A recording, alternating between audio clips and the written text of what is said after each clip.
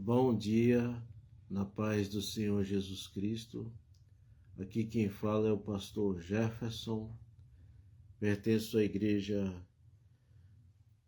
Evangélica da Paz, situada na rua Silva Jardim 503, Macuco Santos, na direção do pastor Natanael Rinaldi Filho.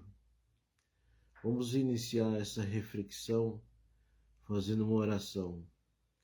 Senhor nosso Deus e nosso Pai Celestial, que a Tua palavra que vai ser proclamada, Senhor, nesta manhã, nos sirva de elevo espiritual. No nome de Jesus, amém. O tema da mensagem é uma vida equilibrada, uma vida cristã equilibrada, que se encontra no Novo Testamento, na Palavra de Deus, em Filipenses 4, do versículo 5 ao versículo 9. Abra a sua palavra em Filipenses 4, 5 ao 9. Seja a vossa moderação conhecida de todos os homens. Perto está o Senhor. Não andeis ansiosos de coisa alguma. Em tudo, porém, sejam conhecidas diante de Deus as vossas petições, pela oração, pela súplica, com ações de graça. E a paz de Deus, que excede todo entendimento, guardará o vosso coração e a vossa mente em Cristo Jesus.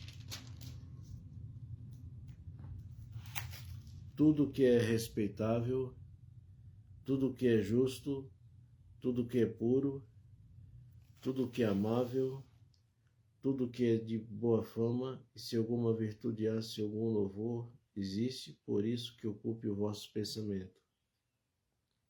Porque também aprendestes e recebestes e ouvistes, vistes em mim.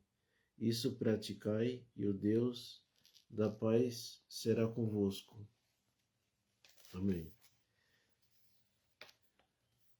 Na reflexão de hoje, veremos algumas virtudes que acompanham aqueles cujas vidas foram transformadas pelo Evangelho de Jesus. Quando você, homem de Deus, mulher de Deus, você teve um encontro com Jesus, você teve sua vida transformada. O Evangelho não apenas proporciona salvação à humanidade, mas também um conjunto de princípios de vida para cada crente,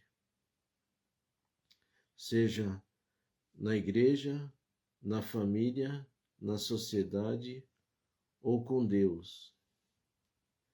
Então, não mais meras prescrições ou exigências frias, é um código de leis, mas valores que transcendem a vida terrena. Veremos que o Evangelho é poderoso para mudar o caráter de uma pessoa. O Evangelho ele muda o caráter do ser humano e torna uma pessoa apta para tomar para si o jugo suave e o fardo leve de Cristo Jesus. O jugo de Jesus é suave e o fardo de Jesus é leve. É o que diz em Mateus 11, versículo 30. A excelência da mente cristã, os nossos pensamentos. O versículo 8 da leitura bíblica, em classe, na versão atualizada, diz: seja isso que ocupe o vosso pensamento. O apóstolo quer mostrar que a experiência da salvação em Cristo produz uma mudança contínua em nossa forma de pensar, ou seja, pela oração, pela leitura da palavra de Deus, pela comunhão com os irmãos, com a ida para a igreja, nós mudamos nossa forma de pensar, a fim de que evitarmos as futilidades mundanas que ocupam a mente das pessoas sem Deus. Uma mente de uma pessoa sem Deus é uma mente mundana, só pensa nas coisas passageiras deste mundo. Paulo exorta-nos a preenchermos a nossa mente com aquilo que gera vida e maturidade espiritual, pois temos a mente de Cristo. Vamos ver isso em 1 Coríntios 2,16.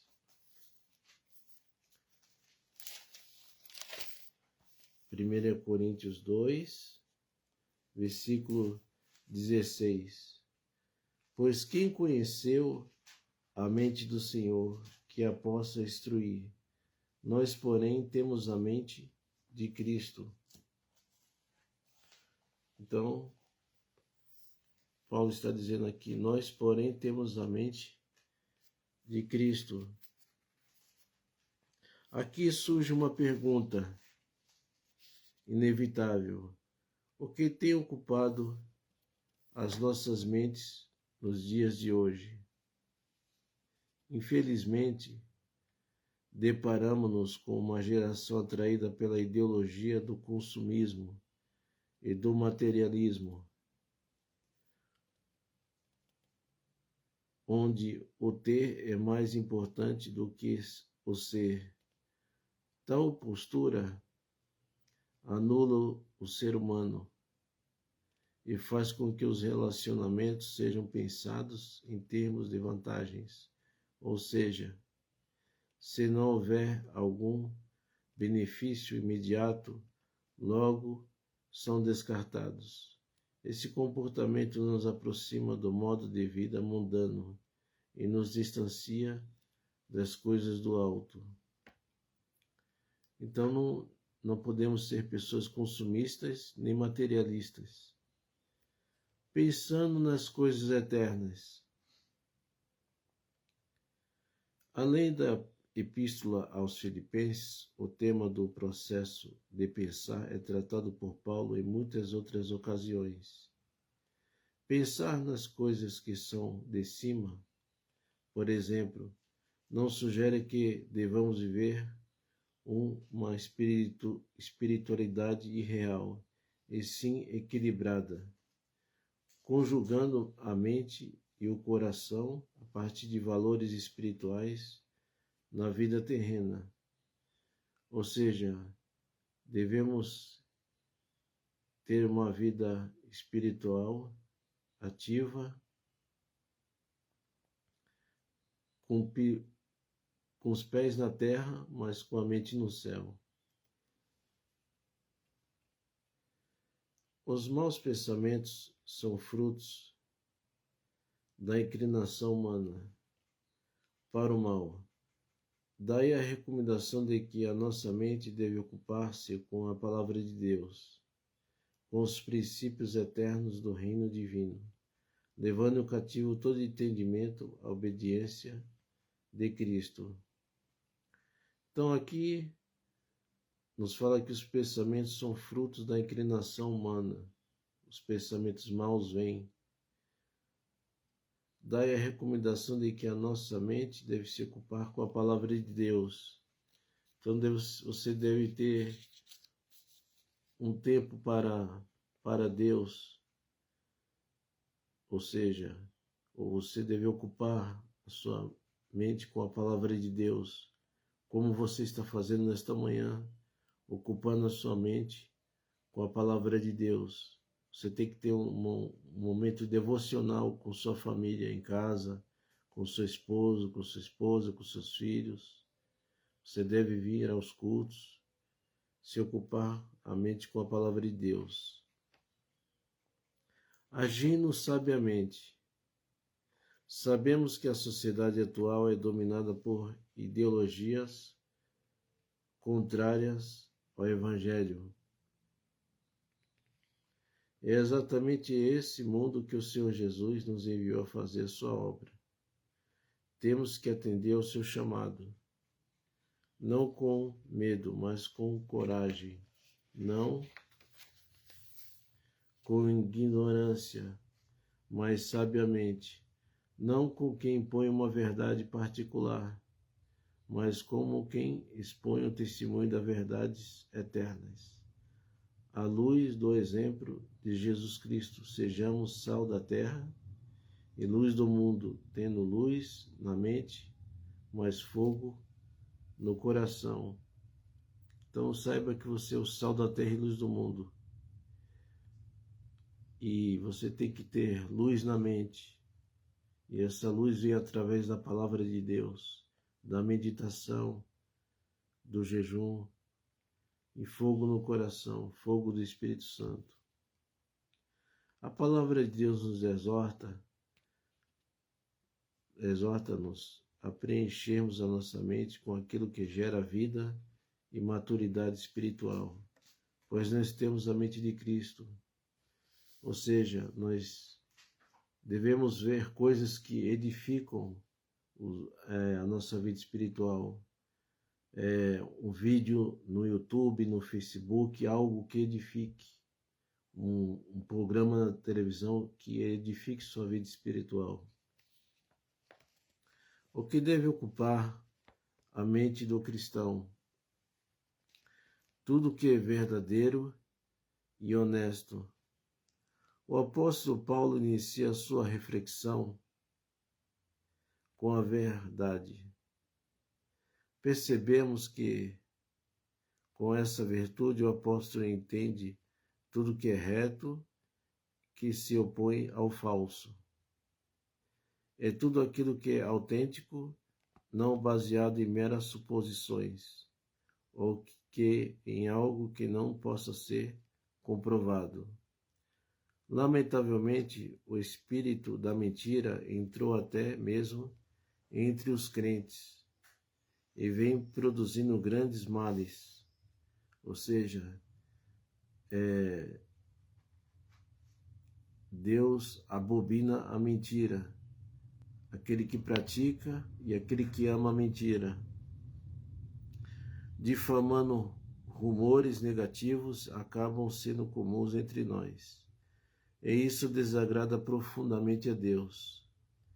Quando o apóstolo dos gentios afirma que devemos pensar em tudo que é honesto, de fato está nos exortando a desenvolvermos uma conduta transparente e decorosa, digna de alguém que age bem à luz do dia.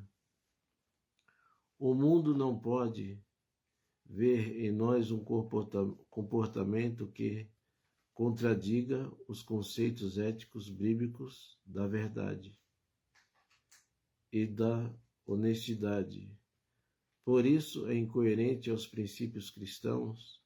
O verdadeiro crente tem um firme compromisso com a verdade e não mente nem calunia seu irmão. Então, a palavra de Deus nos diz que nós temos um compromisso com a verdade. Não devemos caluniar o nosso irmão, nem mentir. Tudo o que é justo, aqui nos diz que as coisas que são justas obedecem aos padrões de justiça de Deus, para desenvolvermos uma relação positiva com os que nos rodeiam. O padrão da justiça divina deve nortear o nosso comportamento moral em relação a Deus e às pessoas.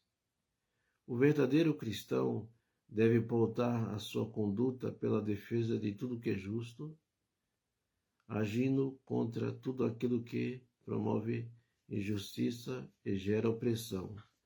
Vamos ver isso em Mateus 5, versículo 6. Mateus 5, versículo 6.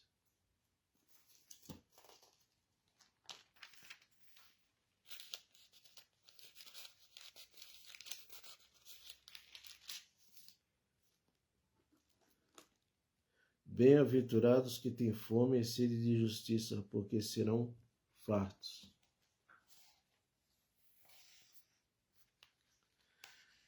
Tudo que é puro e amável. Pureza sugere inocência, singeleza e sinceridade em relação a algo não contaminado ou poluído. Uma mente pura significa uma mente casta.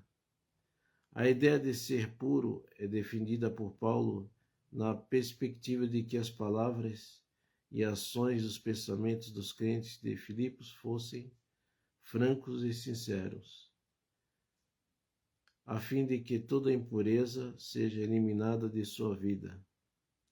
O crente tem de dar lugar para que o Espírito Santo limpe continuamente o seu coração e a sua consciência. Ou seja, devemos orar sempre pedindo a Deus que tire do nosso coração toda a maldade e toda a malícia e todo engano. Assim, estaremos prontos a desejar tudo que promove amor fraternal. Desse modo, tudo que é amável é aquilo que edifica os relacionamentos entre os irmãos. Tudo que é de boa fama. O sentido da boa fama é simples e objetivo, pois a expressão se refere aos cuidados que devemos ter com as palavras e ações no nosso dia a dia. Ou seja, devemos ter cuidado com o que nós dizemos, falamos no nosso dia a dia. Então podemos afirmar que a boa fama é tudo que é digno de louvor, elogio e graça.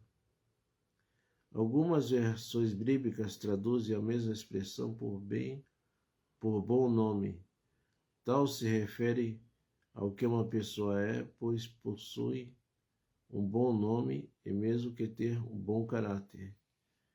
Então, é como dizemos, fulano tem um bom nome, ele tem um bom caráter. Isso significa ele tem uma boa fama. O crente não deve ter um comportamento que contradiga os conceitos éticos e bíblicos da verdade e da honestidade, pois isso é incoerente com os princípios cristãos. O verdadeiro crente tem um firme compromisso com a verdade.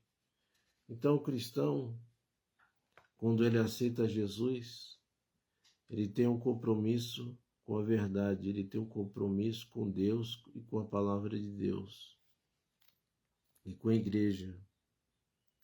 A conduta de Paulo como modelo. Paulo, uma vida a ser imitada. No versículo 9, o apóstolo dos gentios utiliza 5 verbos que denotam a ação: aprender, receber, ouvir, ver e fazer. Então, aprender, receber, ouvir, ver e fazer. Paulo utilizou tais recursos para que os irmãos filipenses percebessem que poderiam viver as virtudes da palavra de Deus.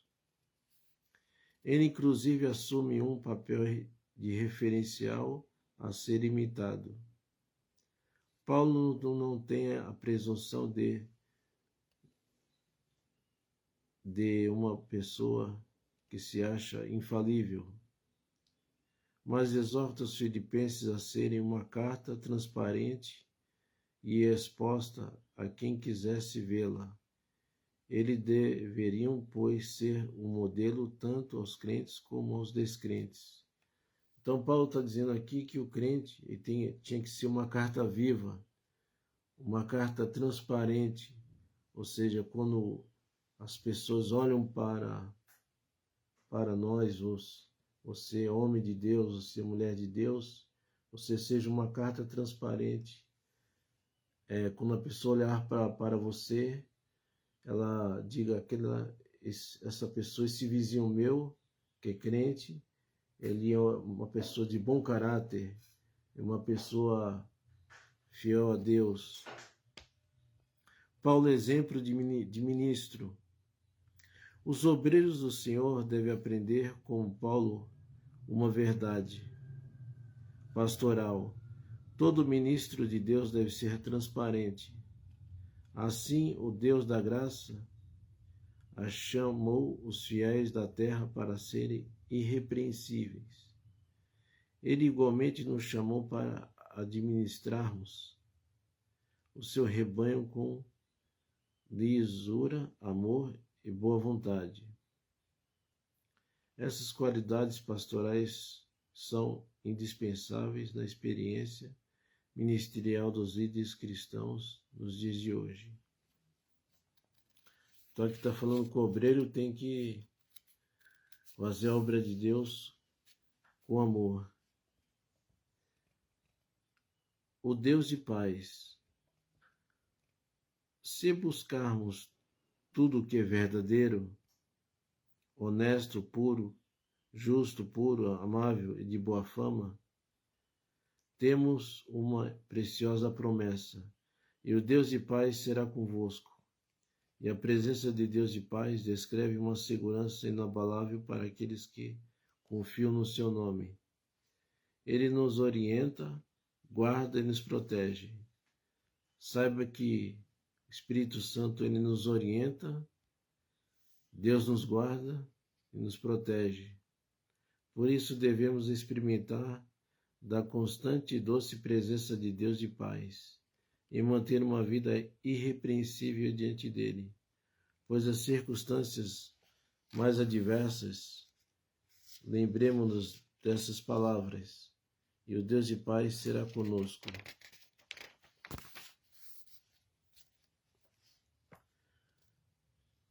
Para terminar, se buscarmos tudo o que é verdadeiro e honesto, justo, puro, amável e de boa fama, o Deus de paz será conosco.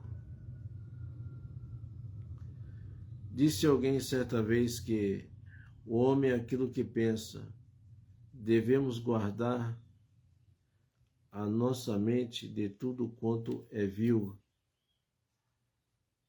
pernicioso e egocêntrico e imoral.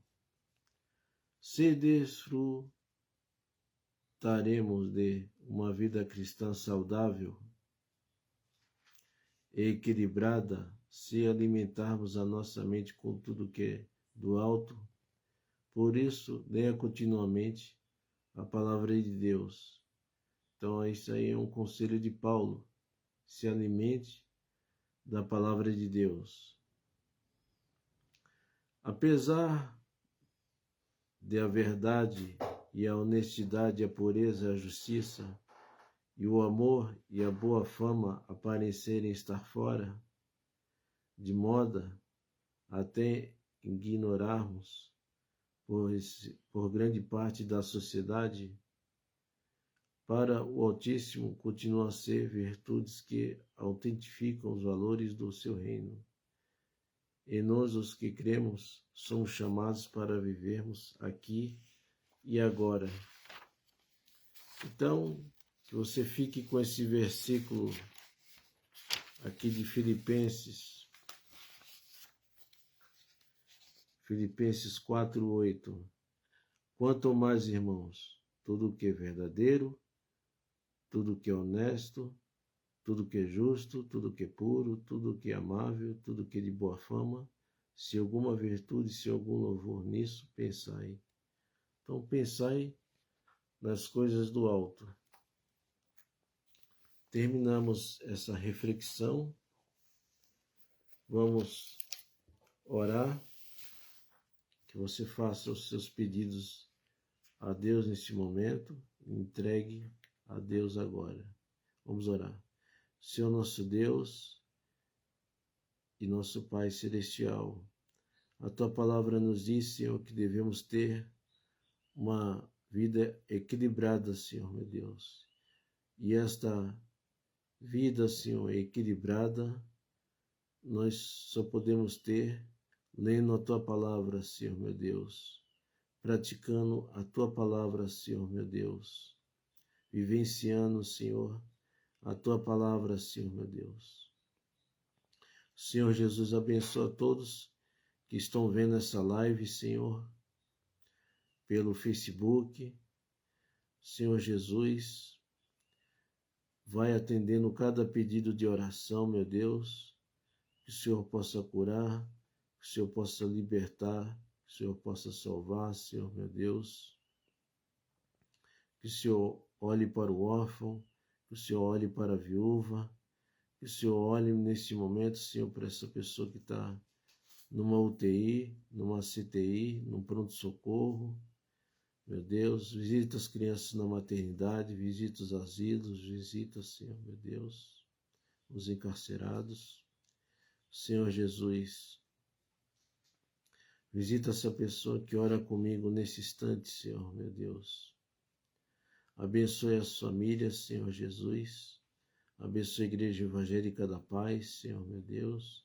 Abençoe os pastores, os diáconos.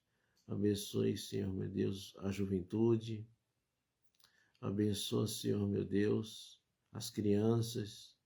Senhor, meu Deus, abençoe a Tua Igreja, abençoa as mulheres de Deus que fazem a Tua obra também, Senhor, meu Deus. Senhor Jesus, nós entregamos nas Tuas mãos todas essas vidas, no nome de Jesus Cristo. Amém. Que Deus te abençoe e fique com Deus.